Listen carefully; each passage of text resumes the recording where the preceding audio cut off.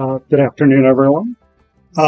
There is much more to my career than that, but I forgot to send in a biography, apparently, so that was my 3 seconds. I've scribbled it down. So, the title of my paper today is Adaptation and / as Magic in Anne Claycomb's The Mermaid's Daughter. According to Old Moore's Almanac, many foreign visitors to Gaelic Ireland commented that the Irish were intoxicated by the power of words.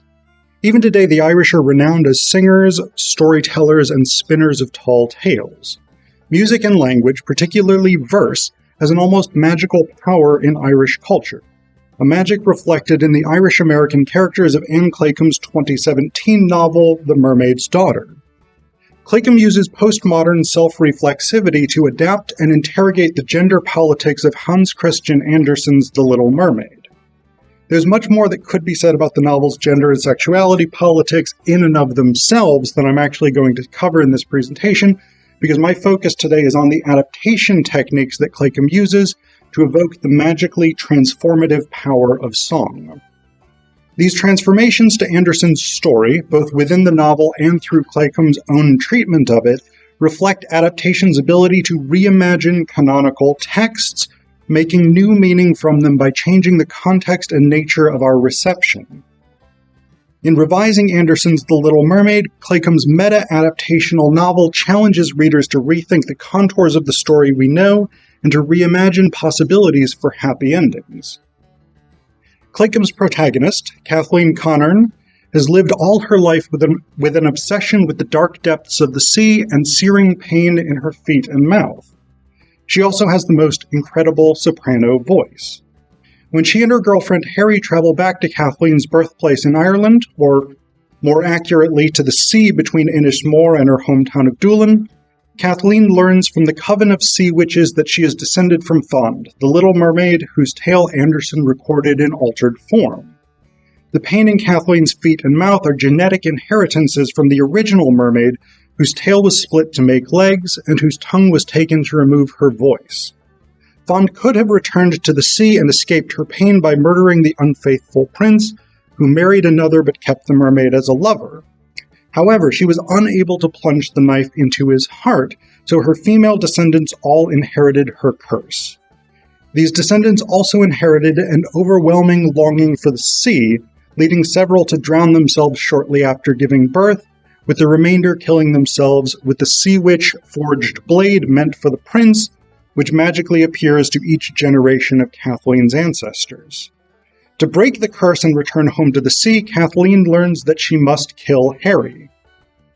In an attempt to provide Kathleen some relief from the pain in her feet and mouth, Harry and Robin, Kathleen's father, compose an opera from The Little Mermaid, changing the ending so that the mermaid kills the faithless prince and returns to the sea. The hope they barely dare even conceive is that performing this opera will ease Kathleen's crippling pain.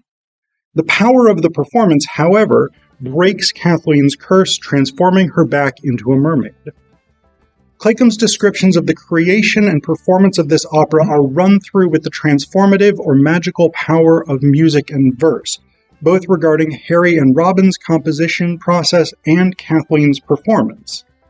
When they return from Ireland, Harry throws herself into researching as much of Kathleen's family history and Andersen's story as she can.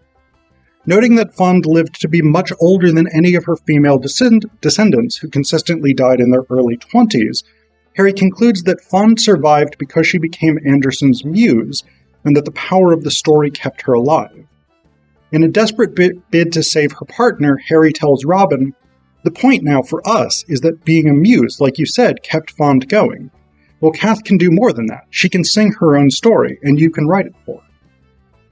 It's from this ember of hope that Robin agrees to adapt Andersen's story for the operatic stage, and he recruits Harry, a former English major now turned mezzo-soprano, to write the lyrics to go with his music.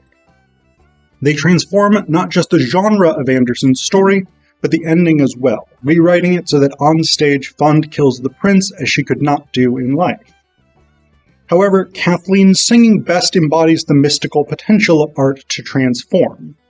Kathleen's performances seem to literally create the underwater spaces of the story, to reconfigure her appearance to others, and even to work therapeutic effects by relieving her pain.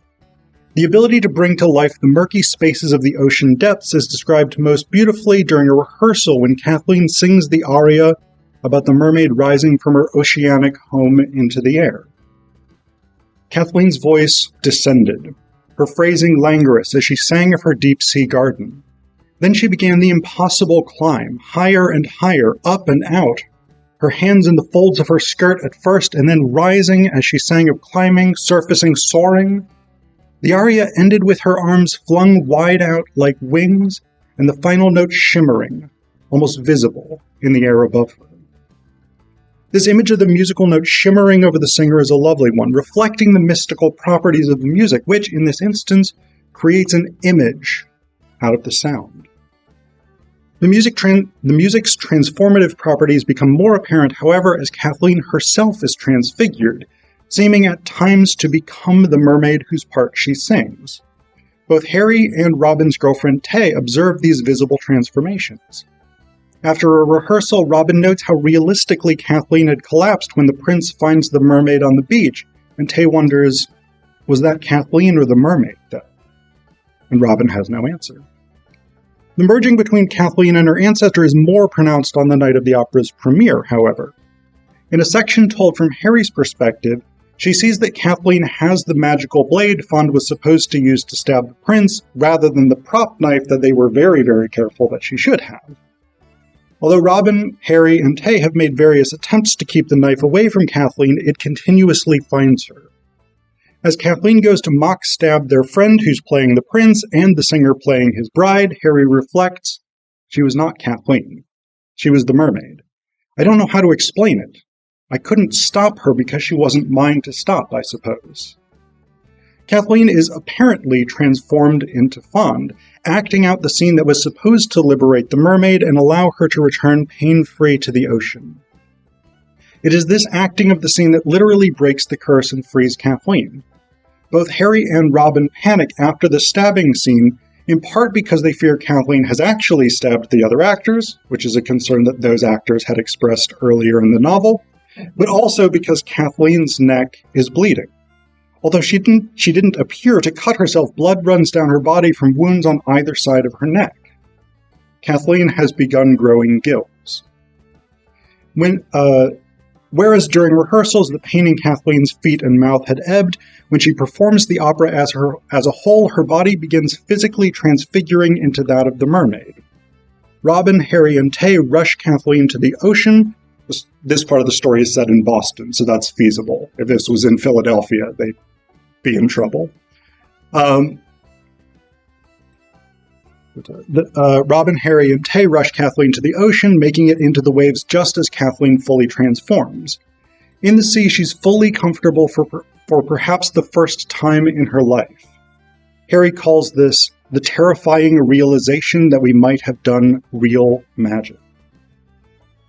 As part of a goodbye to her father, Kathleen tells him, "It's done. It's broken. You saved me, Daddy. You saved me and you ended it. You and Harry. Please, oh please don't be sad." The opera has literally worked as a magic spell to break a curse that had claimed generations of Kathleen's ancestors. The power of words, music, performance, and art reconfigured her body from the unnatural human form racked with pain into a mermaid form she was always meant to have. It's this kind of transfiguration that aligns Claycomb's novel with the magical properties of the opera it describes. As an adaptation, The Mermaid's Daughter rethinks and represents Andersen's story, opening up possibilities to understand the original fairy tale differently.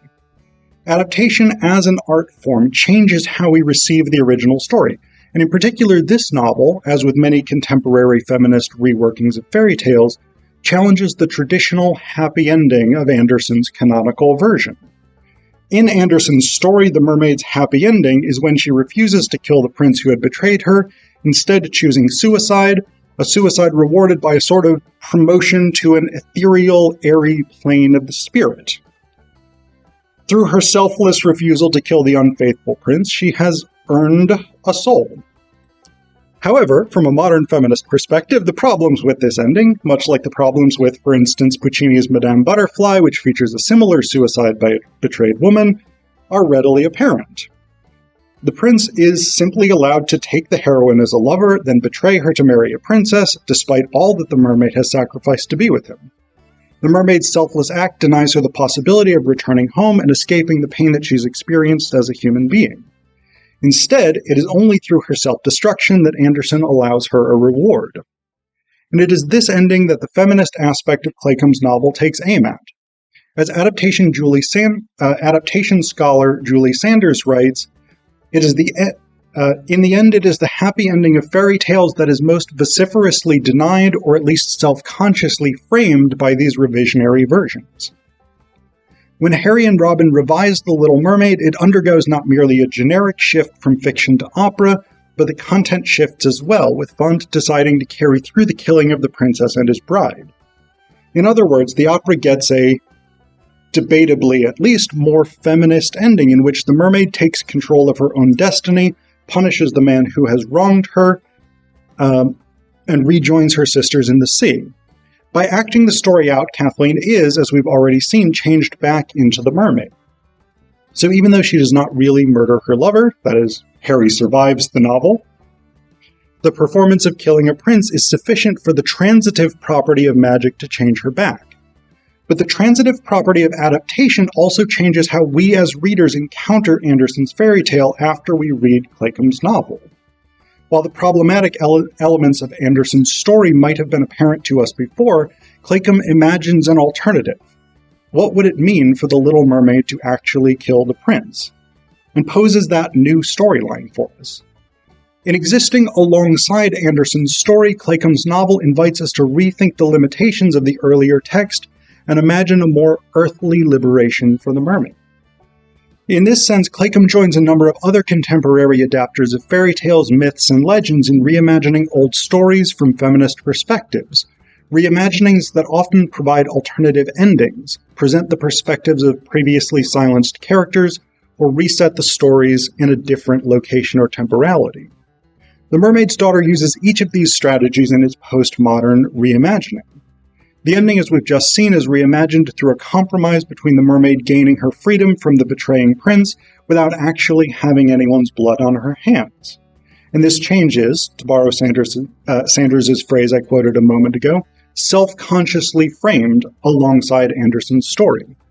Even before we get to the novel itself, this book is situated in the context of The Little Mermaid. Between the dedication page and the half-title is a prefatory page with an excerpt from Anderson's version, and also an excerpt from a Scottish folk song about sinking into the sea, trying to find one's true love. The physical ordering of the book itself actually sets the text up as referential.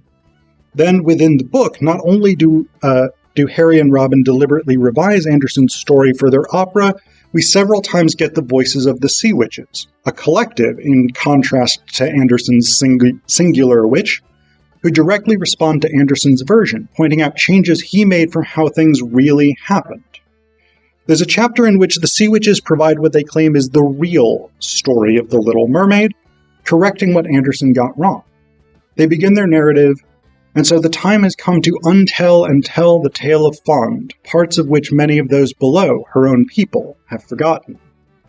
And while the Sea Witches tell the, at least supposed, truth of Fond's story to counter the forgotten or hidden narrative, Claycomb does precisely the same thing.